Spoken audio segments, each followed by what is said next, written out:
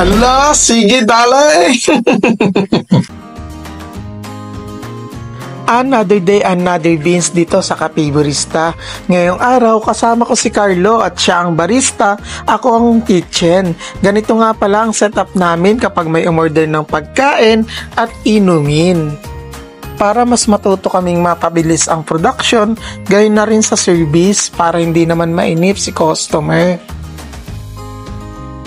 Ang order nga pala ni customer na inumin ay non-coffee Fragaria Matcha Frappuccino. Sa halagang 130 pesos ay matitikman mo na ito at talagang sulit ang lasa. Simula unang higop hanggang dulo, ganyan ang aming Frappuccino. Ang in-order naman ni customer na pagkain ay isang chicken fillet at beef tapa rice meal. Kaya naman dali-dali ko itong ginawa para ma-serve ka agad.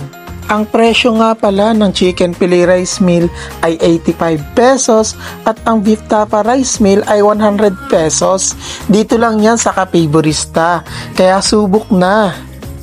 Shout out kina sir na estudyante ng Interglobal Lucena. Maraming salamat po sa pag-dine in at pagtangkilik ng aming produkto. Let's get brewed!